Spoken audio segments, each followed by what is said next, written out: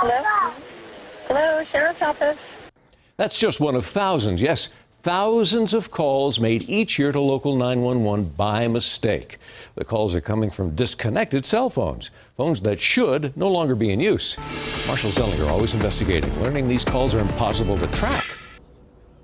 That's because when you keep your old cell phone, it can still dial 911. The problem is your old cell phone won't have a phone number attached to it anymore, meaning it can't be traced. And if the 911 call was an oops, it can create a delay in real responses. Arapahoe 911, what's the address of the emergency? This is not an emergency. Wonderful. Hello? Hello, Sheriff's Office.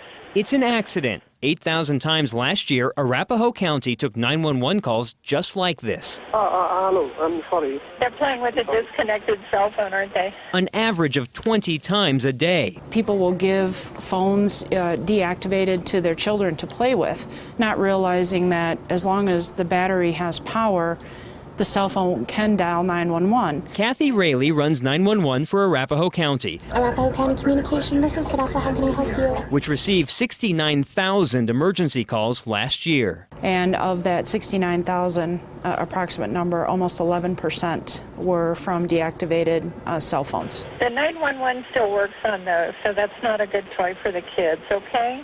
Oh, I'm sorry. A lot of times, there have been times the children have said, you know, Mommy, Daddy, somebody on the phone wants to talk to you, and the parents think that they're playing because they don't think that the phone works. But the call is not always from a child. Sometimes the things that we hear in the background can be very disturbing. Arapahoe 911, what's the address of your emergency? Like in this example, 9 seconds in, you hear someone scream twice. Hello, Sheriff's Office. When you get a call from a deactivated cell phone, there's no way to track down where it's coming from? Not through technology, no. Hello? Sheriff's Office. This call lasted for 1 minute, 42 seconds before disconnecting.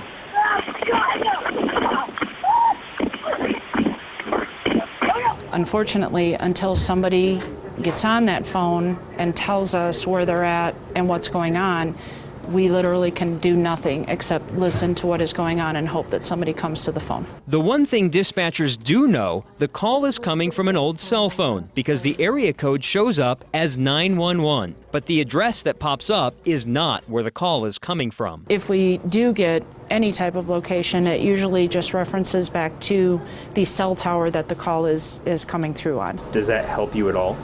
No, not unless they're right by the cell tower. We found it's not just an Arapahoe County problem. Last year, Denver 911 received 509,000 calls. 45,000 of those, an average of 123 each day, were from deactivated cell phones. In Douglas County, out of 70,000 emergency calls last year, nearly 5,000, an average of 13 calls each day, were from deactivated cell phones. The dispatchers are busy trying to confirm that there's no problem at that particular phone call. In the meantime, somebody who is having an actual emergency, who is trying to dial in, may be delayed in being answered because we're already on a 911 call. Is there anything that you know that you can do to a deactivated cell phone that you could still give it to a kid to play with and have it not call 911? Absolutely, take the battery out. Take the battery out, then you can hand it to them and they can play all they want.